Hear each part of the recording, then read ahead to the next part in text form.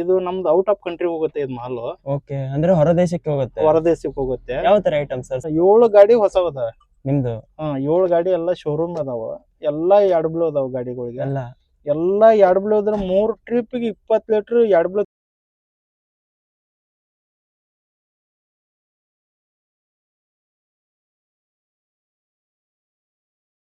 ಇಲ್ಲ, ಗಾಡಿ ಮೇಲೆ ಬಂದ್ರೆ ನಾವ್ ಅಷ್ಟೇ ಅಲ್ಲ, ಎಲ್ಲಾರು ಕಲಿಬಹುದು. ಕಲಿಯುವಂತದ್ದು ಏನಿಲ್ಲ. ಒಬ್ರು ನಾವ್ ಮಾಡೋದ್ ನೋಡಿ ಇನ್ನೊಬ್ರು ಡೆನ್ಸಿಟಿ 29 ಇರುತ್ತೆ ಬೇರೆ ಪೆಟ್ರೋಲ್ ಪಂಪ್ದಲ್ಲಿ. ಅದೇ MRP ಅಲ್ಲೂ ನೇರ ಮತ್ತೆ ರಿಲಯನ್ಸ್ ಓರಿ 30-32. ಸರ್, ಹೊಸದಾಗಿ LCV ಗಾಡಿ ಮಾಡೋರಿಗೆ ಏನಂತ ಮೆಸೇಜಸ್ ಕೊಡ್ತೀರಾ? ಏನಿಲ್ಲ ಸರ್, ಈ ದುಡ್ಡು ಬರುತ್ತೆ, ದುಡ್ಡು ಬರಲ್ಲ ಅಂತ ಹೇಳಿ. ಲಾರಿ ಮಾಡಿದ್ರೆ ಲಾರಿ ಮಾಡಿದ್ರೆ ದುಡ್ಡು ಬರುತ್ತೆ. ದುಡ್ಡು ಬಂದ್ರೆ ಅದನ್ನ ಯಾವ ತರ ಖರ್ಚು ಮಾಡ್ಬೇಕು ಅನ್ನೋದು ಅವ್ರು ತಿಳ್ಕೊಬೇಕು ಸರ್. ಡ್ರೈವರ್ಗಳು ತಿಳ್ಕೊಬೇಕು, ಮಾಲಕರು ತಿಳ್ಕೊಬೇಕು. ಈ ದುಡ್ಡು ಓದು ಬೇರೆ ಕಡೆ ಹಾಕಿದ್ರೆ ಮೇಂಟೆನೆನ್ಸ್ ಮಾಡಕ್ ಆಗಲ್ಲ ಸರ್.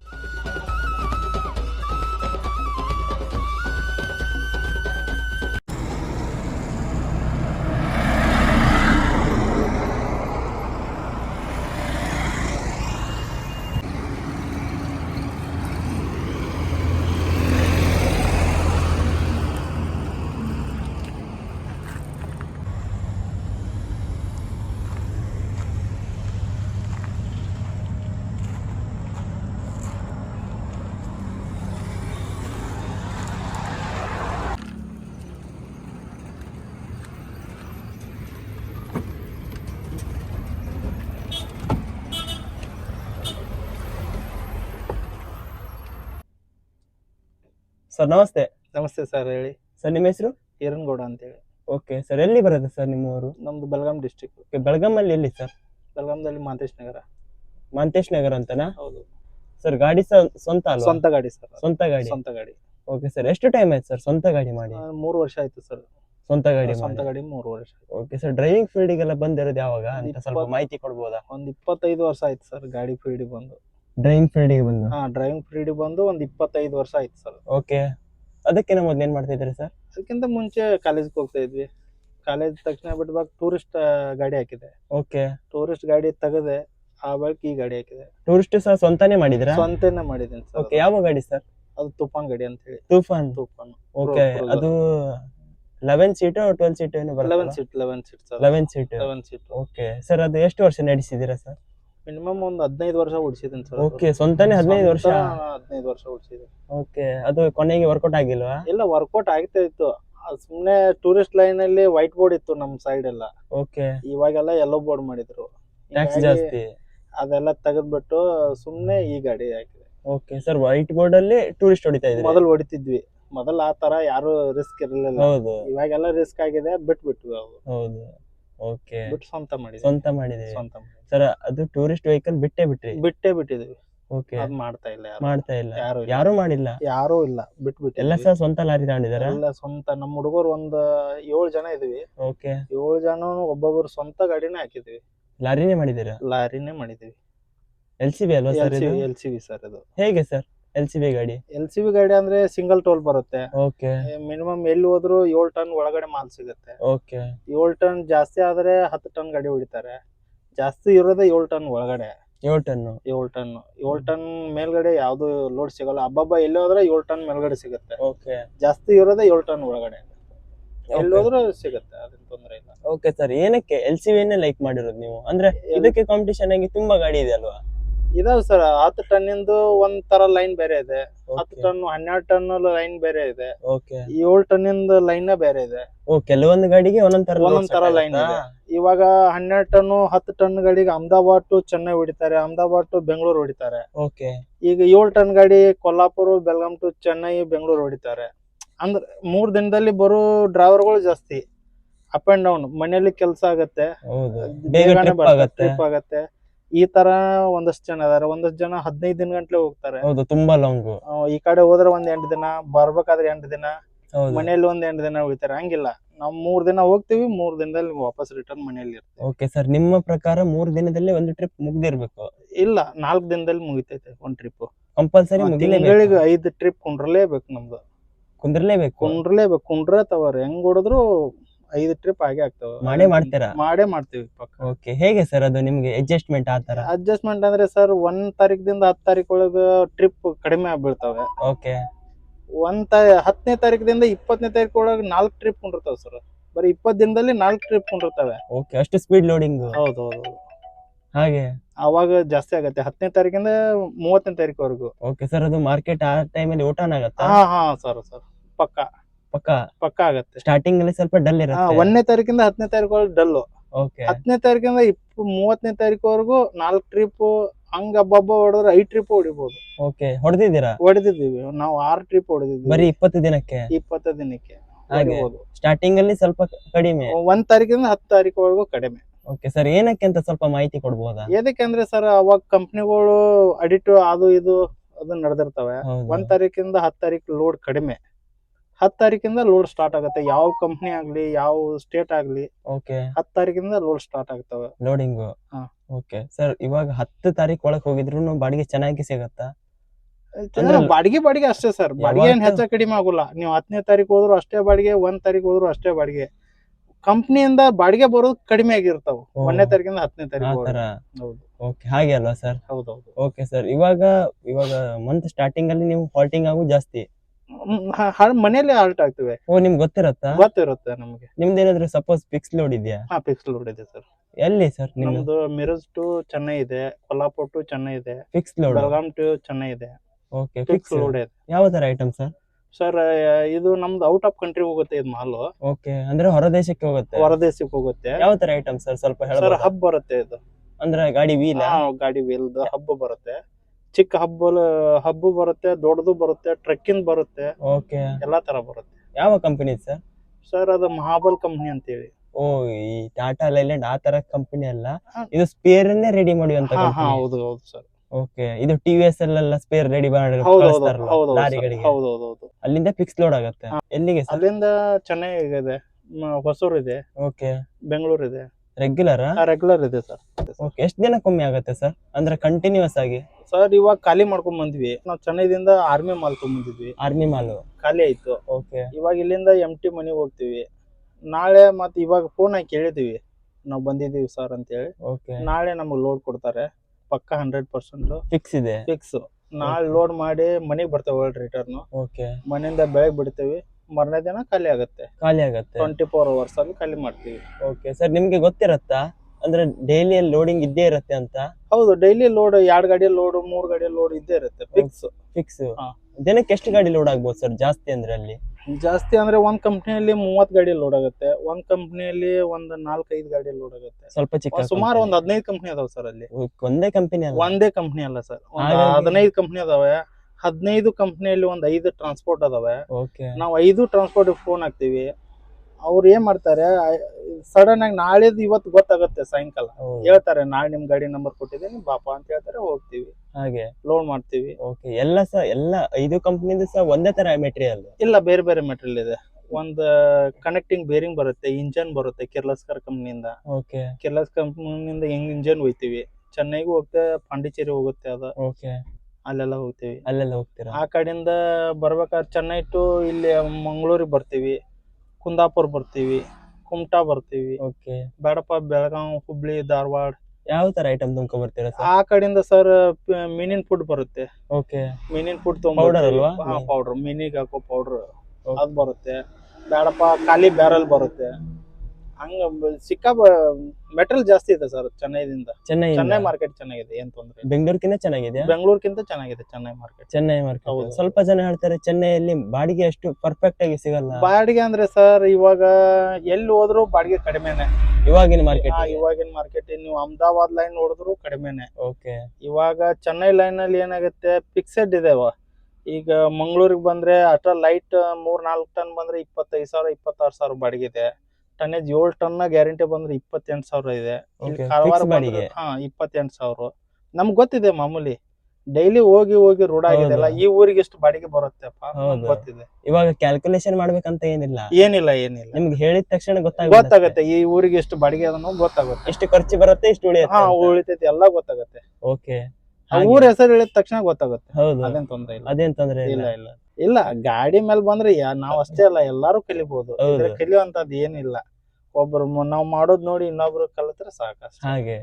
ಓಕೆ ಸರ್, ಇದು ಐಚರ್ ಗಾಡಿನ ಏನಕ್ಕೆ ಮಾಡಿರೋದಂತ ಸ್ವಲ್ಪ ಮಾಹಿತಿ ನೀಡ್ಬೋದಾ? ಐಚರ್ ಗಾಡಿ ಅಂದ್ರೆ ಇದು ಮೈಲೇಜ್ ಚೆನ್ನಾಗಿದೆ ಸರ್. ಇದು ಐಚರ್ ಗಾಡಿ. ಐಚರ್ ಗಾಡಿ ಮೈಲೇಜ್ ಚೆನ್ನಾಗಿದೆ. ಓಕೆ. ಒಬ್ರೇ ಯೂಸ್ ಮಾಡಿದ್ರೆ ಮೇಂಟೆನೆನ್ಸ್ ಚೆನ್ನಾಗಿದೆ. ಕಮ್ಮಿನಾ? ಮೇಂಟೆನೆನ್ಸ್ ಮೀಡಿಯಂ ಇದೆ, ಏನ್ Okay. ತೊಂದ್ರೆ ಇಲ್ಲ. ಸರ್ ಸ್ವಲ್ಪ ಜನ ಹೇಳ್ತಾರೆ ಐಚರ್ ಗಾಡಿ ಕ್ಯಾಬಿನ್ ಅಷ್ಟು ಪವರ್ಫುಲ್ ಇಲ್ಲ ಅಂತ. ಕ್ಯಾಬಿನ್ ಪವರ್ ಇಲ್ಲ, ಯಾಕಂದ್ರೆ ಇಲ್ಲ. ಎಲ್ಲಾ ಫೈಬರ್ ಇದೆ ಸರ್. ಹೌದು. ಫೈಬರ್ ಇದೆ, ಒಂದ್ ಸ್ವಲ್ಪ ಜಾಗೃತಿಯಿಂದ ಹೊಡಿಬೇಕು. ಗಾಡಿ ಅಂದ್ರೆ ಜಾಗೃತಿಯಿಂದ ಹೊಡೆದ್ರೆ ಏನ್ ತೊಂದ್ರೆ ಇಲ್ಲ. ಹೌದು. ಇದಕ್ಕೇನು ಸಡನ್ ಆಗಿ ಹಿಂದ್ಗಡೆ ಹೋಗಿ ಬ್ರೇಕ್ ಹಾಕಿದ್ರೆ ಒಮ್ಮೊಮ್ಮೆ ಕಂಟ್ರೋಲ್ ಆಗುತ್ತೆ, ಒಮ್ಮೊಮ್ಮೆ ಕಂಟ್ರೋಲ್ ಆಗೋಲ್ಲ. ಓಕೆ ಸರ್, ಇದಕ್ಕೇನು ಸೇಫ್ಟಿ ಇಲ್ಲ ಅಲ್ವಾ? ಸೇಫ್ಟಿ ಇಲ್ಲ ಸರ್, ಇದು ಬಾರಿ ಕಮ್ಮಿ ಸೇಫ್ಟಿ. ಸೇಫ್ಟಿ ಮೊದ್ಲಿನ ತರ ಏನ್ ಬರೋದಿಲ್ಲ. ಇಲ್ಲ ಇಲ್ಲ ಸರ್. ಓಕೆ, ಕಂಪನಿ ಕ್ಯಾಬಿನ್ ಅಲ್ಲಿ ಸೇಫ್ಟಿ ಸೇಫ್ಟಿ ಇಲ್ಲ ಇಲ್ಲ. ಸರ್, ಸೇಫ್ಟಿ ಇಲ್ಲ. ನಾವೇ ಸೇಫ್ಟಿ ಆಗಿ ಹೊಡೆಯೋದಷ್ಟೇ. ಹಾಗೆ. ಕಂಪ್ನಿಯಿಂದ ಸೇಫ್ಟಿ ಏನಿಲ್ಲ, ಆದ್ರೆ ಎಲ್ಲಾ ಫೈಬರ್ ಇದೆ. ಒಂಚೂರು ಟಚ್ ಗಿಚ್ ಆದ್ರೂ ತುಂಬಾ ಲಾಸ್ ಆಗುತ್ತೆ. ತುಂಬಾ ಲಾಸ್ ಆಗುತ್ತೆ. ಸರ್ ಎಷ್ಟಾಗತ್ತೆ ಸರ್ ಆನ್ ರೋಡ್ ಪ್ರೈಸ್ ಇದಕ್ಕೆ? ಸರ್ ಇವಾಗ ನಾವು ತಗೊಂಬಂದು ಕಡಿಮೆ ಇತ್ತು ಸರ್, 18-30 ಇತ್ತು. ಅಂದ್ರೆ ಯಾವ ಟೈಮ್ ಅಲ್ಲಿ ಸರ್? ಸರ್ ನಾವು 3 ವರ್ಷದ ಹಿಂದ್ಗಡೆ ತಗೊಂಡಾಗ. 3 ವರ್ಷ ಹಿಂದ್ಗಡೆ ಹಿಂದ್ಗಡೆ ಅಂದ್ರೆ 22-23 ಅಲ್ಲಿ. ಹಾ, ಇವಾಗ ಮತ್ ನಡು ಜಾಸ್ತಿ ಆಗಿತ್ತು. ಇವಾಗ ಮತ್ 1 ಲಕ್ಷ ರೂಪಾಯಿ ಕಡಿಮೆ ಆಗಿದೆ. ಕಡಿಮೆ. GST ಹೌದು, ಕಡಿಮೆ ಅಂತಲ್ಲ, ಕಡಿಮೆ ಆಗಿದೆ. ಕಡಿಮೆ. ಹೌದು. ಹಾಗೆ. ಎಷ್ಟು ಬರುತ್ತೆ ಸರ್ ಈ ಗಾಡಿಗೆ? ಸರ್ ಇನ್ಸೂರೆನ್ಸ್ 41,000 ಬಂದಿದೆ ವರ್ಷಕ್ಕ? ಫಸ್ಟ್ ಸ್ಟಾರ್ಟಿಂಗು ಕಡಿಮೆ ಬರುತ್ತೆ ಫಸ್ಟ್ ವರ್ಷ. 2ನೇ ವರ್ಷ ಜಾಸ್ತಿ ಬರುತ್ತೆ. 3ನೇ ವರ್ಷ ಅದಕ್ಕಿಂತ ಜಾಸ್ತಿ ಬರುತ್ತೆ. ಇನ್ನು ಮೂರನೇ ತಿಂಗಳು ಮುಗಿತೈತೆ, 3ನೇ ತಿಂಗಳು ಕಟ್ಟಿ ನೋಡ್ತೀವಿ. ಓಕೆ, ಏನಕ್ಕೆ ಸರ್ ಹಾಗೆ ಜಾಸ್ತಿ ಆಗ್ತಾನೆ ಇದೆ? ಅದೇನಿಲ್ಲ, ಒಮ್ಮೆ GST ಕಡಿಮೆ ಆಗಿತ್ತು, ಇವಾಗ GST ಕಡಿಮೆ ಆಗಿದೆ. ಮೊನ್ನೆ ಹೋಸಲ ಹೌದು. GST ಹೆಚ್ಚಾಗಿತ್ತು, ಇವಾಗ ನೋಡ್ಬೇಕು ಇವಾಗ ಎಷ್ಟಾಗಿದೆ ಇವಾಗ. ಹಾ. ಹಾಗೆ ಅಲ್ವಾ? ಯಾವ್ದು ಇನ್ಸೂರೆನ್ಸ್ ಯಾವ್ದು ಚೇಂಜ್ ಮಾಡಿಲ್ಲ. Change ಮೊದಲಿಂದ ಯಾವ್ದು ಮಾಡಿದನಲ್ಲ, ಈ 3 ವರ್ಷ ಅದ ಕಂಟಿನ್ಯೂಸ್ ವಾರಂಟಿಯಲ್ಲಿ ಇನ್ಸೂರೆನ್ಸ್ ಇದೆ. ಓಕೆ, ವಾರಂಟಿ ಅಲ್ವಾ? ವಾರಂಟಿ ಇದೆ, ಓಕೆ, ಇದು ಬೆಸ್ಟ್ ಇದೆ ಅಲ್ವಾ? ಬೆಸ್ಟ್ ಇದೆ. ಸರ್ ಇದಕ್ಕೆ ಟ್ಯಾಕ್ಸ್ ಮತ್ತೆ ಬಾಕಿ ಖರ್ಚಲ್ಲಿ ಏನ್ ಬರುತ್ತೆ ಸರ್? ಟ್ಯಾಕ್ಸ್ ಅಂದ್ರೆ 3 ತಿಂಗಳ ಟ್ಯಾಕ್ಸ್ ಇದೆ. Water tax? ಕ್ವಾರ್ಟರ್ ಟ್ಯಾಕ್ಸ್ ಇದೆ. ನಾವ್ ಏನ್ ಮಾಡ್ತೀವಿ, ವರ್ಷದ ಟ್ಯಾಕ್ಸ್ ಕಟ್ಬಿಡ್ತೀವಿ. ಲೈಫ್ ಟೈಮ್ ಟ್ಯಾಕ್ಸ್ ಇವಾಗ ಬರುವೆಲ್ಲ ಲೈಫ್ ಟೈಮ್ ಟ್ಯಾಕ್ಸ್ ಬರ್ತಾ ಇದಾವೆ. ನಮ್ ತಗೋವಾಗ ಅದು ರೂಲ್ಸ್ ಇರ್ಲಿಲ್ಲ. ಹೌದು.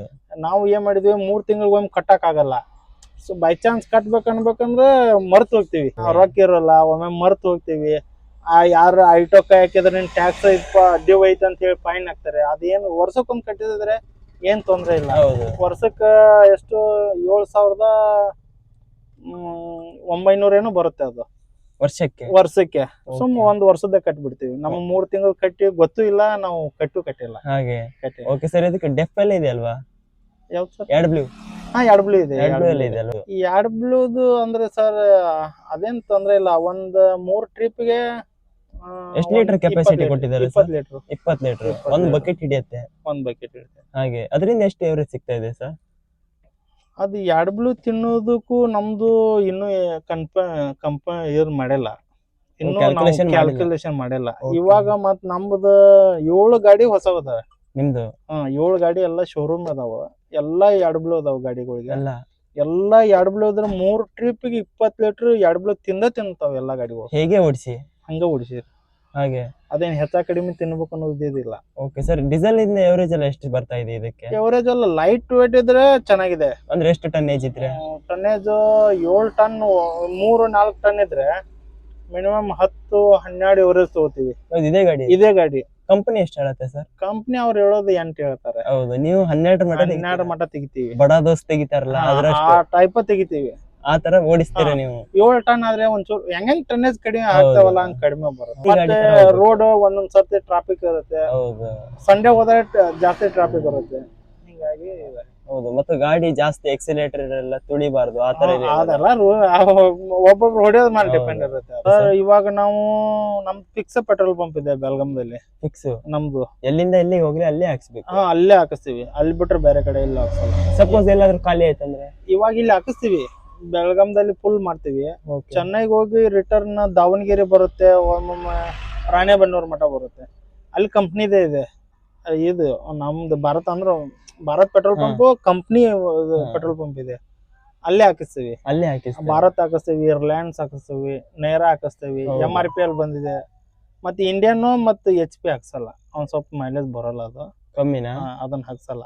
ಹಾಗೆ ಭಾರತ್, ರಿಲಯನ್ಸ್, MRP ಅಲ್ಲೂ ಹೌದು. ಪಂಪ್ ಮೇಲೂ ಸರ್ ವೇರಿಯೇಷನ್ ಆಗುತ್ತೆ. ಹೌದೌದು ಇದೆ ಎವರೇಜ್. ಹೌದು. ಹಾಗೆ ಅದ ಇದಿದೆ. ಇವಾಗ ನೈರಾ ಸ್ವಲ್ಪ ಚೆನ್ನಾಗಿ ಬರ್ತಾ ಇದೆ ಅಂತ. ನೈರಾಕ್ಕಿಂತ MRP ಅಲ್ಲಿ ಸೂಪರ್ ಇದೆ ಸರ್. ಸೂಪರ್. ನಮ್ ಕರ್ನಾಟಕದ ಡೀಸೆಲ್ ಸೂಪರ್ ಇದೆ. ಓಕೆ. ಹಾಗೆಲ್ಲ ಸರ್ ಇವಾಗ ನಾ 3 ವರ್ಷ ಆಯ್ತು MRP ಎಲ್ಲ ಹಾಕಿಸ್ತಾ ಇದ್ದೀನಿ. MRP ಅಲ್ಲಿ MRP ಅಲ್ಲಿ ಬಿಟ್ರೆ ಬೇರೆ ಡೀಸೆಲ್ ಹಾಕ್ಸಲ್ಲ. ನೋಡಿನೇ ಹಾಕ್ಸ್ತೀರಾ?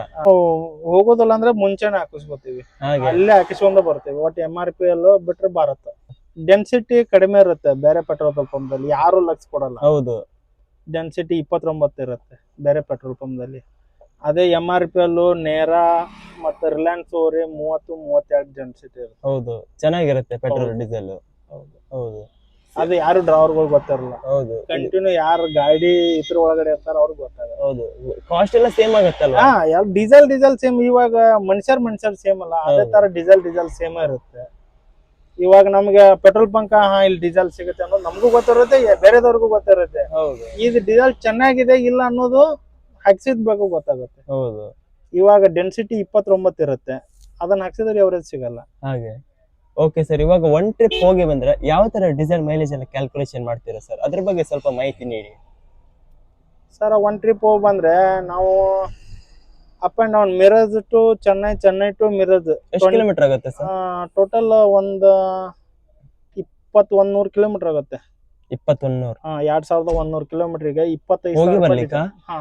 25,000 ರೂಪಾಯಿ ಡೀಸೆಲ್ ಹೋಗುತ್ತೆ ಸರ್. ಹೋಗಿ ಬರ್ಲಿಕ್ಕೆ ಹೋಗಿ ಬರ್ಲಿಕ್ಕೆ 4,000 ರೂಪಾಯಿ ಫಾಸ್ಟಾಗಿ ಹೋಗುತ್ತೆ. 4000? ಹೌದು. ಒಂದು ಹೆಚ್ಚ ಕಡಿಮೆ ಆದ್ರೆ ನಾವ್ ಏನ್ ಮಾಡ್ತೀವಿ ಸರ್, ಆ ಕಡೆಯಿಂದ ಬರುವಾಗ ಬಾಡಿಗೆ ಹೆಚ್ಚಿರುತ್ತೆ, ಅದನ್ನ ತೆಗೆದು ಇದಕ್ಕೆ ಹಾಕ್ತಿವಿ. ಒನ್ ಟ್ರಿಪ್ಗೆ ಇಂತಿಷ್ಟು ಅಂತ ಹೇಳಿ ನಮ್ದು ಅಮೌಂಟ್ ಇದೆ. ಹೌದು ಫಿಕ್ಸ್? ಅಷ್ಟು ಅಮೌಂಟ್ ಉಳಿಲೇಬೇಕು? ಉಳಿತೈತ್ರಿ ಸರ್. ಉಳಿಯುತ್ತೆ. ಎಷ್ಟು ಫಿಕ್ಸ್ ಮಾಡಿದಾರ ಸರ್? ಸರ್ 1 ಟ್ರಿಪ್ ಹೋಗಿ ಬಂದ್ರೆ ಒಂದು 19-20 ಆರಾಮ ಉಳಿಯುತ್ತೆ ಎಲ್ಲಾ ಖರ್ಚು ಹೋಗಿ? ಎಲ್ಲಾ ಖರ್ಚು ಹೋಗಿ. ಡ್ರೈವರ್ ಖರ್ಚು ಅಂದ್ರೆ ಸರ್, ಇವಾಗ ಡ್ರೈವರ್ ಹಚ್ಚಿದ್ರೆ ಲಾಭ ಇಲ್ಲ ಸರ್. ಗಾಡಿಗೆ ಸ್ವಂತ ಮಾಡ್ಬೇಕು, ಸ್ವಂತ ಹೊಡಿಬೇಕು ಸರ್, ಅಂದ್ರೆ ಲಾಭ. ಇವಾಗ 2 ಗಾಡಿ ಮಾಡಿ 3 ಗಾಡಿ ಮಾಡ್ರೆ ಅದು ಸರಿ ಇಲ್ಲ ಸರ್. ಸರಿ ಇಲ್ಲ, ಯಾಕಂದ್ರೆ ಇವಾಗ ಲೋಡ್ ಇರುತ್ತೆ, ಡ್ರೈವರ್ ಬರಲ್ಲ. ಡ್ರೈವರ್ ಬಂದಾಗ ಲೋಡ್ ಇರಲ್ಲ, ಹಿಂಗೆಲ್ಲ ಸಮಸ್ಯೆ. ಒಂದಕ್ಕೊಂದ್ ಸಮಸ್ಯೆ. ಇದು ಒಂದೇ ಸಮಸ್ಯೆ ಅಲ್ಲ ಸರ್, ಒಂದ್ ಗಾಡಿ ಓನರ್ ಇನ್ನೊಂದ್ ಗಾಡಿ ಮಾಡೋದು ತಪ್ಪು. ಮಾಡ್ಬಾರ್ದು ಸರ್ ಅದು. ನನಗ ನಿಮ್ಮ ಪ್ರಕಾರ? ನಮ್ಮ ಪ್ರಕಾರ ಮಾಡ್ಬಾರ್ದು ಸರ್. ಇವಾಗ ಒಂದ್ ಗಾಡಿ ಇದೆ, ಲೋನ್ ಕ್ಲಿಯರ್ ಆಗೋ ಮಟ್ಟ ಹೊಡಿಬೇಕು. ಹೊಡೆದ್ರೆ ಆದ್ಮೇಲೆ ಇನ್ನೊಂದ್ ಮಾಡ್ಬೋದು. ಮಾಡ್ಕೊಂಡು ಅಕಸ್ಮಾತ್ ಆ ಗಾಡಿ ಶಾರ್ಟ್ ಆದ್ರೂ ಈ ಗಾಡಿ ತೆಗೆದು ಅದಕ್ಕೆ ಹಾಕಿ ಮಾಡ್ಕೊಂತಾರೆ ಸರ್. ಹೊಸದಾಗಿ LCV ಗಾಡಿ ಮಾಡೋರಿಗೆ ಏನಂತ ಮೆಸೇಜಸ್ ಕೊಡ್ತೀರಾ? ಏನಿಲ್ಲ ಸರ್, ಈ ದುಡ್ಡು ಬರುತ್ತೆ, ದುಡ್ಡು ಬರಲ್ಲ ಅಂತ ಹೇಳಿ. ಲಾರಿ ಮಾಡಿದ್ರೆ? ಲಾರಿ ಮಾಡಿದ್ರೆ ದುಡ್ಡು ಬರುತ್ತೆ. ದುಡ್ಡು ಬಂದ್ರೆ ಅದನ್ನ ಯಾವ ತರ ಖರ್ಚು ಮಾಡ್ಬೇಕು ಅನ್ನೋದು ಅವ್ರು ತಿಳ್ಕೊಬೇಕು ಸರ್. ಡ್ರೈವರ್ಗಳು ತಿಳ್ಕೊಬೇಕು, ಮಾಲಕರು ತಿಳ್ಕೊಬೇಕು. ಈ ದುಡ್ಡು ಓದು ಬೇರೆ ಕಡೆ ಹಾಕಿದ್ರೆ ಮೇಂಟೆನೆನ್ಸ್ ಮಾಡಕ್ ಆಗಲ್ಲ ಸರ್. ಈ ಗಾಡಿ ದುಡ್ಡು ಗಾಡಿಗೆ ಹಾಕಿದ್ರೆ ಏನು ತೊಂದ್ರೆ ಆಗೋಲ್ಲ, ಯಾವುದೇ ಕಾರಣಕ್ಕೂ ತೊಂದ್ರೆ ಆಗೋಲ್ಲ ನನಗ ಅನ್ಸಿದ ಮಟ್ಟಿಗೆ. ನಿಮ್ಮ ಎಕ್ಸ್ಪೀರಿಯನ್ಸ್ ಮೇಲೆ ಈ ಗಾಡಿ ದುಡ್ಡು ತಗೊಂಡು ಮತ್ ಬೇರೆ ಕಡೆ ಹಾಕೋದು, ಮತ್ ಬೇರೆ ಕಡೆ ಮಾಡಿ ಅದ್ರಾಗೂ ಲಾಸ್ ಆಗುತ್ತೆ, ಇದು ಲಾಸ್ ಆಗುತ್ತೆ, ರಿಕವರ್ ಮಾಡಕ್ ಆಗಲ್ಲ. ಈ ಗಾಡಿ ದುಡ್ಡು ಗಾಡಿಗೆ ಹಾಕಿದ್ರೆ ಏನೇನು ಆಗೋಲ್ಲ, ಯಾವ್ದು ತೊಂದ್ರೆ ಬರಲ್ಲ, ಯಾವ್ದು ಬರಲ್ಲ. Okay sir, thank you so much sir. Okay sir.